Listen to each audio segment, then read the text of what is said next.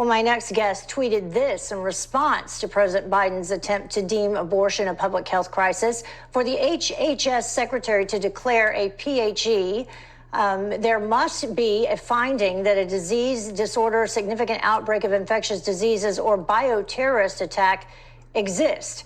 Pregnancy is none of these. He joins me now, Republican Texas State Representative Brian Harrison. Brian, thank you very much for joining us. So delve into that a little bit more, your thoughts on this being a public health emergency. Well, it's all part of the broader issue of this presidency, this White House, and this administration having absolutely no respect or appreciation for the limits of power placed on them by the Constitution. I mean, ever since the Supreme Court correctly overturned Roe versus Wade, the extremist left base of the Democratic Party has been an absolute histrionics, demanding that this White House do something to somehow overturn a decision by the Supreme Court. First with the executive order, where you first mentioned there, where he's going to try to preempt state laws like those here in Texas that prohibit medication abortion. He has already said, his attorney general, his HHS secretary said he's going to increase access to those, despite the fact that that's clearly within states like Texas' ability to regulate.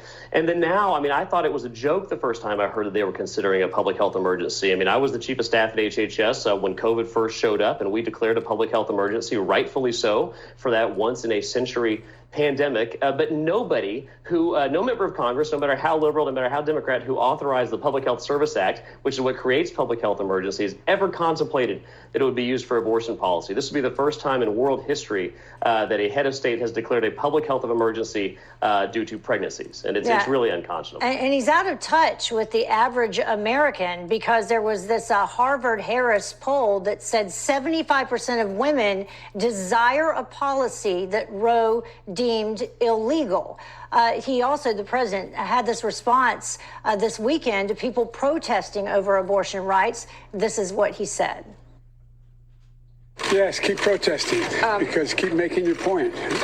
It's critically important. We can do a lot of things to accommodate the rights of women in the meantime, but fundamentally, the only thing that's going to change this is if we have a national law that reinstates Roe v. Wade. That's the bottom line. So he's urging people to continue protesting, and that comes at a time when there have been personal attacks on Supreme Court justices protesting outside of their homes. It was only a few weeks ago when that happened, a death threat against Justice Kavanaugh. Your reaction?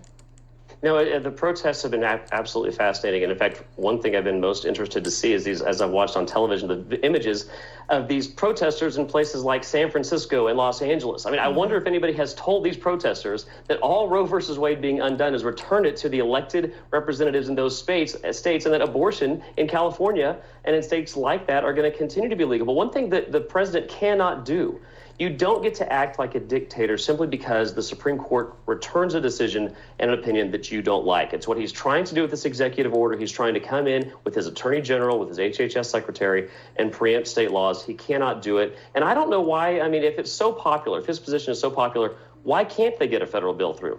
They know why they can't get a federal bill through. The American people are not with them on this. They have moved so far to the left, and they're going to the outer fringes of the Democratic Party. It's not where the American people are.